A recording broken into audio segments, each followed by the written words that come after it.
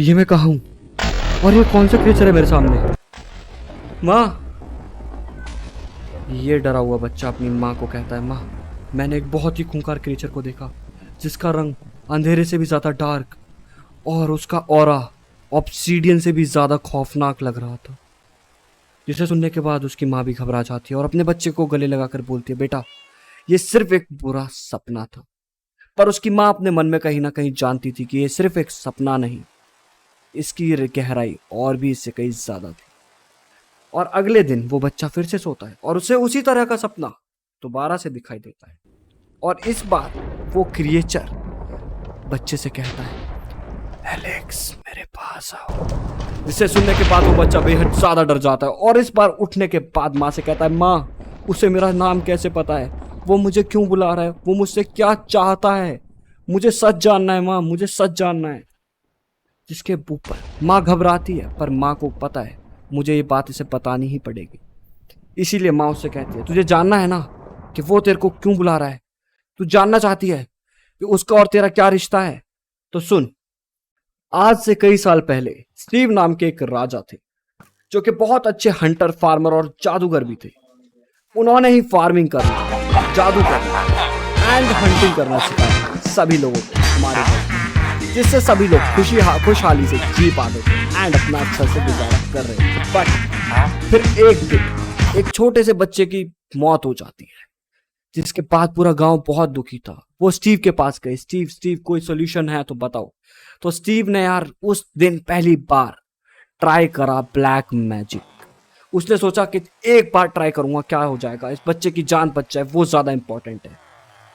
तो स्टीव ने यहाँ पर अपनी सोल का एक हिस्से का सौदा करके ब्लैक मैजिक से उस बच्चे को जिंदा कर दिया। बट ये कोई आम बच्चा नहीं, ये तो ज़ॉम्बी बेबी के फॉर्म में जिंदा हुआ। और साथ ही साथ बहुत सारे पोर्टल पूरे वर्ल्ड में खुल चुके थे, जिनमें से बहुत भयानक क्रीचर्स इस दुनिया में आने लगे।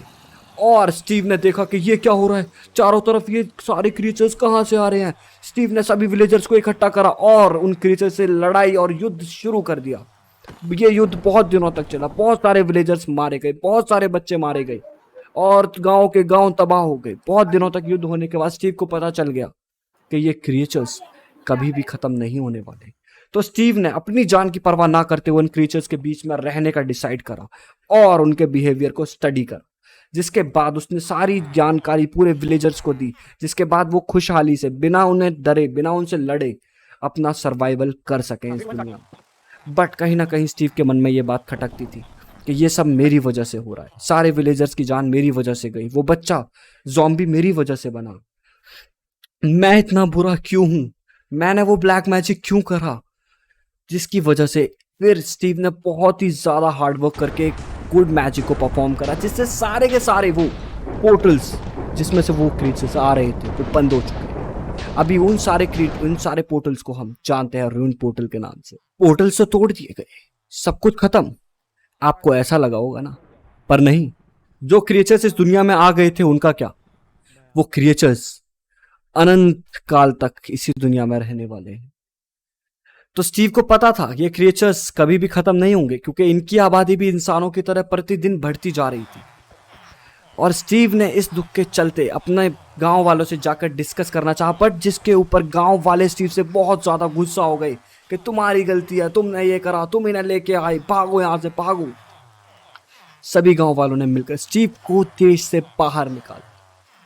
स्टीव का दिल टूट चुका था, स्टीव का इस दुनिया से भरोसा उठ चुका था। सो स्टीव के जाने का और इस बच्चे के सपने का क्या है रिश्ता, क्यों वो क्रिएचर एलेक्स को परेशान कर रहा है, और स्टीव के जाने के बाद उस गांव में ऐसा क्या हुआ जिसके बाद उस गांव की दुनिया ही पलट गई। जानते हैं अगले एपिसोड के अंदर। जब तक के लिए take care, bye bye. And अगर आपको गाइस ये वीडियो पसंद आई हो तो please hit the like and subscribe button and अपने दोस्तों के साथ भी शेयर जरूर करना। मिलते हैं अगले एपिसोड के अंदर, जब तक के लिए take care, bye bye, love you all.